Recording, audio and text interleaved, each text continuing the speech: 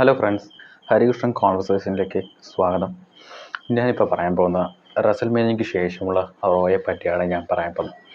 അപ്പോൾ ആദ്യത്തെ സെഗ്മെൻ്റ് എന്ന് പറഞ്ഞാൽ ജോൺസിനയുടെ ആയിരുന്നു. ജോൺസിനെയാണ് ഇപ്പോഴത്തെ പുതിയ അൺഡിസ്പ്യൂട്ടഡ് WWE ചാമ്പ്യൻ. ജോൺസിൻ്റെ 17ാമത്തെ വേൾഡ് ചാമ്പ്യനാണ്. ഈ റസൽമേനിയ 41 ജയിക്കുന്നതിന് മുമ്പ് എല്ലാ ആളുകൾക്കും ജോൺസിനോട് ഭയങ്കര വെറുപ്പായിരുന്നു. കാരണം ജോൺസിന് തന്നെ ഹീൽ ക്യാരക്ടറായിട്ടാണ് ആ നിമിഷം വരെ, ജയിക്കുന്നതിൻ്റെ തൊട്ട് നിമിഷം വരെ എല്ലാ ആളുകളും കണ്ടത്. പക്ഷെ ആരും പ്രതീക്ഷിച്ചില്ല ജോൺസിനെ ജയിക്കുന്നത്. കാരണം ഇപ്പോൾ റെസ്ലിങ്ങിൽ എന്നൊക്കെ പറഞ്ഞാൽ, റസൽമേനിയയിൽ പ്രത്യേകിച്ച് റസൽമേനിയ എന്നൊക്കെ പറഞ്ഞാൽ എല്ലാ മാച്ചും ഹീൽ ക്യാരക്ടറുകളൊക്കെ തോക്കും, ഒരു ഫേസ് ക്യാരക്ടറുകളാക്കി മാച്ച് ജയിക്കുന്നത്. പക്ഷേ ഈ മാച്ച് എന്ന് പറഞ്ഞാൽ എല്ലാ ആളുകളും ഞെട്ടിപ്പോയി. ജോൺസിനെ ചാമ്പ്യനാകുന്നു, കോഡി റോഡ്സിനെ ഡിഫീറ്റ് ചെയ്യുന്നത്. എനിക്ക് തോന്നുന്നു, ഞാൻ പറഞ്ഞ പോലെ കോഡി റോഡ്സിനേക്കാൾ ഏറ്റവും ബെറ്റർ ചാമ്പ്യനായിട്ട് നിൽക്കാൻ നല്ലത് ജോൺസിനെ തന്നെയാണ്. കാരണം ഒരിക്കലും കോഡി റോഡ്സിനെ എനിക്ക് ഒരു റിയൽ ചാമ്പ്യനായിട്ട് എനിക്ക് ഫീൽ ചെയ്തിട്ടില്ല. ഇന്നലെ വരെ ജോൺസിനെ ഹെയ്റ്റ് ചെയ്ത ആളുകൾ ഇന്നത്തെ റോയിൽ എല്ലാ ആളുകളും ജോൺസിനെ അടുത്ത് സോറി പറഞ്ഞു. കാരണം ആർക്കും ജോൺസിനെ വെറുക്കാൻ പറ്റത്തില്ല. ഒരു ഹീൽ ക്യാരക്ടറായിട്ട് ജോൺസിനെ തന്നെ ആർക്കും കാണാൻ പറ്റത്തില്ല. ഞാനൊക്കെ റെസ്ലിംഗൊക്കെ കണ്ട് വളരുന്ന കാലത്ത് 2005 ആണെങ്കിലും ജോൺസിന് US ചാമ്പ്യനായിരുന്നു, WWE ചാമ്പ്യനായിരുന്നു. ആ സമയത്ത് റെസ്ലിംഗ് കാണിക്കാൻ ഞങ്ങളെ പ്രേരിപ്പിച്ചതെന്ന് പറഞ്ഞാൽ John Cena, Randy Orton, triple H, big show, Batista, ഇവരൊക്കെയാണ്, അണ്ടർടേക്കർ, ഇവരൊക്കെയാണ് റെസ്ലിംഗ് കാണിക്കാൻ പ്രേരിപ്പിച്ചത്. അപ്പം അങ്ങനെയുള്ള ഒരു ആളെ ഒരിക്കലും വെറുക്കാൻ പറ്റത്തില്ല. ജോൺസിനെ തന്നെ പറഞ്ഞ് അവസാനത്തെ റിയൽ ചാമ്പ്യനാണ് ജോൺസിന, അവസാനത്തെ റിയൽ ചാമ്പ്യൻ. ജോൺസിനെ അത്രയും വേഗമൊന്നും എനിക്ക് തോന്നുന്നു ജോൺസിനെ ഈ ഒരു വർഷം മുഴുവൻ ചാമ്പ്യനായിട്ട് നിൽക്കുമോ എന്നെനിക്ക് അറിയത്തില്ല. സാധ്യതകൾ കുറവാണ്. പക്ഷേ ജോൺസിനെ ചാമ്പ്യനായിട്ട് നിൽക്കണം എന്നാണ് ആഗ്രഹം. ഈ സെഗ്മെൻറ്റിൽ ജോൺസിനെ ഇൻട്രപ്റ്റ് ചെയ്യാൻ ഒരാൾ വന്നായിരുന്നു, റാൻഡി ഓർട്ടൺ. റാൻഡി ഓർട്ടൻ്റെ ഇപ്പോഴത്തെയും ലക്ഷ്യം അൺഡിസ്പ്യൂട്ടഡ് WWE ചാമ്പ്യൻഷിപ്പിലേക്കാണ്. കാരണം ജോൺസിനെ ആർക്ക് അടിച്ചതിന് ശേഷം റാൻഡി ഓർട്ടൺ നോക്കിയത് ജോൺസിനയുടെ ആ ചാമ്പ്യൻഷിപ്പിലാണ്. എനിക്ക് തോന്നി വരാൻ പോകുന്ന ബാക്ക്ലാഷിൽ ജോൺസിനെ വേഴ്സസ് റാൻഡി ഓർട്ടൺ മാച്ച് കാണും ഫോർ അൺഡിസ്പ്യൂട്ടഡ് WWE ചാമ്പ്യൻഷിപ്പിന് വേണ്ടി. ഇപ്പോൾ ജോൺസിനെ ജയിച്ചാലും റാൻഡി ഓർട്ടൺ ജയിച്ചാലും എല്ലാ ആളുകൾക്കും വളരെ സന്തോഷമാണ്. ഈ രണ്ട് ആളുകൾക്കും നല്ല ഫാൻസ് ഉണ്ട്. ഇപ്പോൾ റാൻഡി ഓർട്ടൺ ജയിച്ചാലും നമുക്ക് ഒരു നൊസ്റ്റ് ഫീൽ ചെയ്യും. ഇപ്പോൾ 2006, 2007 ആ ഒരു സമയത്തുള്ള റാൻഡി ഓർട്ടൻ്റെ ആ ഒരു പഴയ കാലമൊക്കെ നമുക്ക് വീണ്ടും ഓർമ്മ വരും. അന്നത്തെയൊക്കെ WWE ചാമ്പ്യൻ എന്ന് പറഞ്ഞാൽ റാൻഡി ഓർട്ടനൊക്കെ ആയിരുന്നു. അപ്പോൾ പഴയൊരു നൊസ്റ്റായിരിക്കും അപ്പോൾ റാൻഡി ഓർട്ടൺ ജയിച്ചാൽ. റാൻഡി ഓർട്ടന് നല്ല ഫാൻസൊക്കെ ഉള്ളതാണ്. ഇപ്പോൾ ജോൺസിനെ ജയിച്ചാലും നമുക്ക് സന്തോഷമാണ്, റാൻഡി ഓർട്ടൺ ജയിച്ചാലും സന്തോഷമാണ്. അപ്പോൾ ബാക്ക്ലാഷിൽ നമുക്കറിയാം ചിലപ്പോൾ ജോൺസിനെ തന്നെ ജയിക്കത്തുള്ളായിരിക്കും. പിന്നെ അതുപോലത്തെ വേറൊരു അത്ഭുത മനുഷ്യനാണ് റോമൻ റെയിൻസ്. ഈ റോമൻ റെയിൻസിനെ ഒന്നും ആർക്കും നേർക്ക് നേരെ നിന്ന് റിയലായിട്ട് നിന്നൊന്നും ആർക്കും തോൽപ്പിക്കാൻ പറ്റത്തില്ല. കാരണം എനിക്ക് റോമൻ റെയിൻസിൻ്റെ ഈ ഫൈറ്റൊക്കെ കാണുമ്പോൾ ഒരു പ്രത്യേകതരം ഒരു സിംഹത്തിൻ്റെയൊക്കെ ഒരു ഇതായിട്ടാണ് റോമൻ ലുക്ക്. ആ ഒരു ഹെയർ സ്റ്റൈലാണെങ്കിലും ഫേസ് ഷേപ്പ് ആണെങ്കിലും ബോഡിയൊക്കെ ആണെങ്കിലും എനിക്ക് റോമൻ്റെ ആ ഒരു എൻട്രൻസ് ഫൈറ്റിൻ്റെ ഇടയ്ക്കുള്ള ഓരോ നിൽപ്പുകൾ കാണുമ്പോൾ എനിക്ക് തോന്നുന്നത് ഒരു സിംഹത്തിൻ്റെ ഒരു ലയൺ ആണെന്ന് എനിക്ക് തോന്നും. അത്രയ്ക്കും ഭയങ്കര ഇതാണ്. ഒരാൾക്കും ഇത്രയും കാലമായിട്ടും റോമൻ റെയിൻസിൻ്റെ തോൽപ്പിക്കാനായിട്ട് ആർക്കും പറ്റിയിട്ടില്ല. ഇപ്പം ഡ്രൂ മാക്കിൻടയറിനാണെങ്കിലും ബ്രോക്ക് ലെസ്നറിനാണെങ്കിലും അണ്ടർടേക്കറിന് 2ാമത്തെ പ്രാവശ്യം റസൽമേനിയെ തോൽപ്പിച്ച ആളാണ് റോമൻ റെയിൻസ്. അപ്പോൾ അത്രയും ഇതായിട്ടുള്ള ഒരാളാണ്, ആർക്കും അങ്ങനെ തോൽപ്പിക്കാൻ പോലും പറ്റത്തില്ല. അങ്ങനെ ഒരുപാട് ടാസ്കുകളും ഒരുപാട് വലിയ വലിയ റിസ്കി മാച്ചുകളൊക്കെ കടന്ന് ജയിച്ചു വന്ന ആളാണ് റോമൻ റെയിൻസ്. പക്ഷെ ഒരാൾക്കും നേർക്കും നേരെ നിന്ന് തോൽപ്പിക്കാൻ പറ്റത്തില്ല. ഇന്നത്തെ സെഗ്മെൻറ്റിനകത്ത് റോമൻ റെയിൻസും സെത്ത് റോളൻസും സിഎം പങ്കും ഒക്കെ ചേർന്നുള്ളൊരു ഇതുണ്ടായിരുന്നു. അതിൻ്റെ അകത്ത് സെത്ത് റോളൻസിനെയൊക്കെ റോമൻ ഇന്ന് ഇടിച്ച് വീഴ്ത്തി, പോൾ ഹേമനെ സൂപ്പർമാൻ പഞ്ചൊക്കെ കൊടുത്ത്.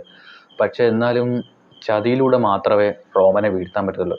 അങ്ങനെ ഇന്ന് ചതിയിലൂടെ ബ്രോൺ ബ്രേക്കർ റോമനെ ഇടിച്ച് വീഴ്ത്തി. നല്ലപോലെ റോമന് ഇതുണ്ടായി, നല്ലപോലെ ഫൈറ്റ് ഇടി റോമന് കിട്ടി.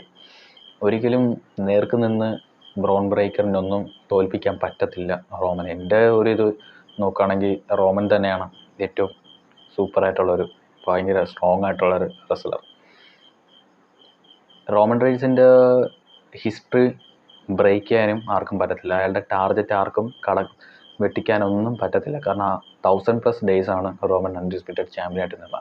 കോഡി റോഡ്സിന് പോലും പറ്റിയില്ല. കോഡി റോഡ്സ് കഴിഞ്ഞ റെസൽമേനിയ 14 തോൽപ്പിച്ചതന്നേ ഉള്ളൂ. പക്ഷേ ഒരിക്കലും റോമൻ്റെ ആ ഒരു ടാർഗറ്റ് ബ്രേക്ക് ചെയ്യാൻ പറ്റിയില്ല. ആ ഒരു 1000+ ഡേയ്സ് ഒന്നും തകർക്കാൻ, അതിനെ മറികടക്കാൻ പോലും ഒന്നും കോഡി റോഡ്സിന് പറ്റില്ല. എനിക്കൊന്നും ജോൺസണിക്കൊന്നും പറ്റത്തില്ല അത്രയൊന്നും.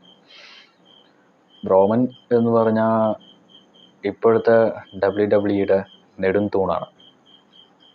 ഒരിക്കലും റോമൻ അങ്ങനെ തോറ്റു കൊടുക്കത്തില്ല. എനിക്ക് തോന്നുന്നു ഈ വർഷം തന്നെ അല്ലെങ്കിൽ അടുത്ത വർഷമെങ്കിലും റോമൻ വീണ്ടും അൺഡിസ്പ്യൂട്ടഡ് ചാമ്പ്യനായിട്ട് വരാൻ സാധ്യതയുണ്ട്.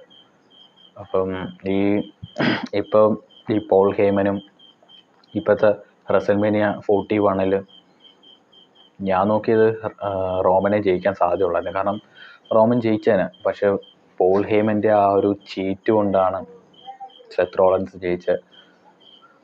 സിഎം പങ്കിനെയും റോമനെയൊക്കെ വീഴ്ത്തിയത് പോൾ ഹേമൻ്റെ ആ ചതിയോട് കൂടിയാണ്. അങ്ങനെയാണ് സെത്ത് റോളൻസ് ആ മാച്ച് ജയിച്ചത്. അല്ലാതെങ്കിൽ തീർച്ചയായിട്ടും റോമൻ തന്നെ ജയിച്ചേനെ. അപ്പം എൻ്റെ ഇതെന്ന് പറഞ്ഞാൽ റോമനുമായിട്ട് അങ്ങ് മുട്ടാൻ പോകാതിരിക്കുന്നതായിരിക്കും നല്ലത്. പിന്നെ അടുത്തതെന്ന് പറഞ്ഞാൽ women's tag team ചാമ്പ്യൻഷിപ്പായിരുന്നു.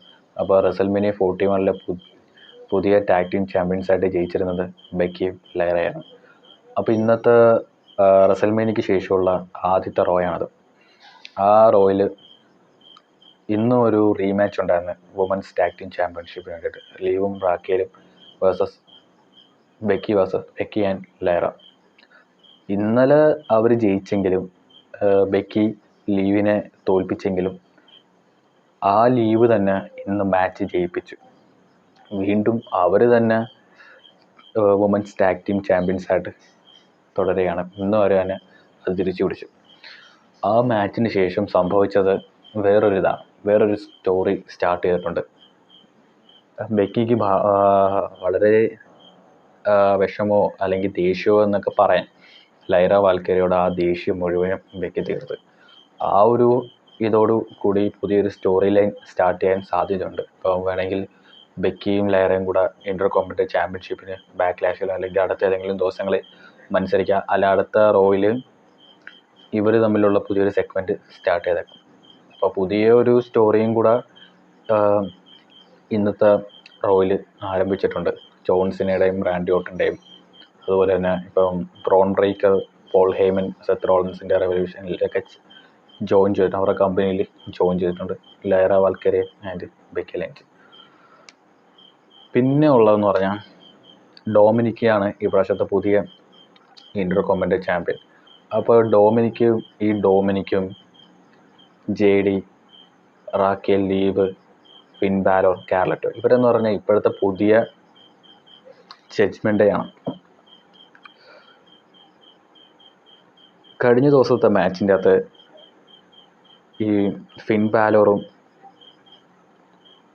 ഡോമിനിക്കും brown ബ്രേക്കറും penta ഇവരും 4 പേരും തമ്മിലുള്ള മാച്ചായിരുന്നു. എല്ലാവരും ഒറ്റ മാച്ചാണ്. പക്ഷെ അതിൻ്റെ അകത്ത് ഫിൻ ബാലോർ ജയിച്ചതന്നെ. പക്ഷേ ഫിൻ ബാലോറിനെ തോൽപ്പിച്ച് ഡോമിനിക്ക ഇപ്പോൾ പുതിയ ചാമ്പ്യനായിട്ട് വന്നു. പക്ഷെ ഫിൻ ബാലോർക്ക് ഇപ്പം ശരിക്കും ദേഷ്യമുണ്ട്. ഫിൻ ബാലോറിന് നല്ല ദേഷ്യമുണ്ട് ഡോമിനിക്കിനോട്. എപ്പം അവർ ഒരു കൂടി നിന്ന ഇന്നത്തെ ഒരു ലീവ് റാക്കേൽ ഡൊമിനിക്കിൻ്റെ പുതിയ ഒന്നും കൂടെ ഇന്ന് മാച്ച് ഉണ്ടായിരുന്നു, പെൻ്റെ ആയിട്ട് റീമാച്ച് ഉണ്ടായിരുന്നു. അതിൻ്റെ അകത്ത് ഡൊമിനിക്ക് വീണ്ടും ജയിച്ചു. അപ്പോൾ ആ ഒരു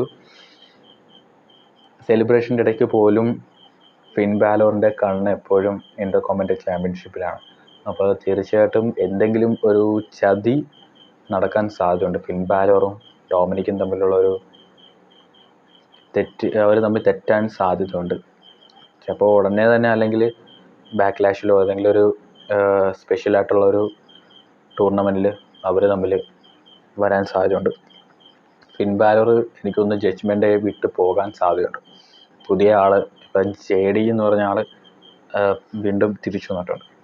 അപ്പോൾ ഫിൻ ബാലോർ എനിക്ക് തോന്നുന്നു ജഡ്ജ്മെൻറ്റിൽ നിന്ന് ഒറ്റപ്പെട്ടു പോകാൻ സാധ്യതയുണ്ട്. അപ്പം ഇതൊക്കെയായിരുന്നു ഇന്നത്തെ എൻ്റെ.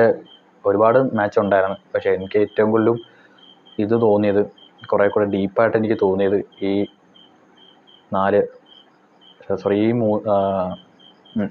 ആളുകളുടെ മാച്ചുകളായിരുന്നു. അപ്പോൾ നിങ്ങൾക്ക് എല്ലാവർക്കും എൻ്റെ ഈ കോൺവെർസേഷൻ ചാനൽ ഇഷ്ടമാണെന്ന് തോന്നുന്നു. അപ്പോൾ നിങ്ങളെല്ലാവരും എന്നെ സപ്പോർട്ട് ചെയ്യുക. അപ്പോൾ അടുത്ത ഇതുപോലുള്ള WWEയുടെയും മറ്റ് കാര്യങ്ങളൊക്കെ ഇതുപോലെ എൻ്റെ ഒരു പോഡ്കാസ്റ്റ് ഞാൻ ചെയ്യാം. അപ്പോൾ നിങ്ങളെന്നെ സപ്പോർട്ട് ചെയ്യാൻ ഉണ്ടാകുമെന്ന് വിശ്വസിക്കുന്നു. അപ്പോൾ അടുത്തൊരു വീഡിയോയുമായി ഞാൻ ഉടനെ വരാം. അതുവരെയും ബായ്.